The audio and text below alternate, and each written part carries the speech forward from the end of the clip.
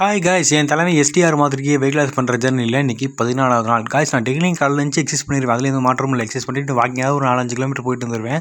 ஆனால் டெய்லி காலங்காலத்தில் எந்திரிக்க டைமிங் மட்டும் அடிக்கடி மாறுது காய்ஸ். எல்லாம் நான் எந்திரிச்சிக்கலாம், ஆனால் யாருக்காக எந்திரிக்கணும்? பேசாமல் கண்ணை மூடி தூங்குறது தான் இன்னும் நிறைய அர்த்தம் இருக்குன்னு தோணுது. 5:30 மணிக்கு எழுந்திருப்பேன், சில நேரம் 6 மணிக்கு எழுந்திருப்பேன், சில நாள் 7:30 மணிக்கு எழுந்திருப்பேன். அது ஏன்னு கேட்டிங்கன்னா, நான் வந்து உங்கள் எல்லாருமே தெரிஞ்சிருக்க வாய்ப்பு இல்லை. நான் வந்து ஃப்ரீலான்சிங்காக எடிட்டிங்கும் பண்ணிகிட்ருப்பேன், எடிட்டிங் ஒர்க்கும் பண்ணிகிட்ருப்பேன். அப்புறம் வந்து பார்த்திங்கன்னா ஒரு பெரிய மார்க்கெட்டிங் டீமில் அவங்க இன்ஸ்டாலையும் செம்ம பாப்புலர், அப்புறம் யூடியூப்லையும் பார்த்திங்கன்னா ஏகப்பட்ட சப்ஸ்கிரைபர் வச்சிருக்காங்க. சவுத் இந்தியாவிலே பிக்கஸ்ட் மார்க்கெட்டிங் டீம் ஆகிற அளவுக்கு எல்லா பொட்டன்ஷியலுமே இருக்குது அந்த டீமில். அந்த மார்க்கெட்டிங் டீமில் நான் ஒரு சின்ன ரோல் வந்து பார்த்திங்கன்னா ப்ளே பண்ணிகிட்ருக்கேன்.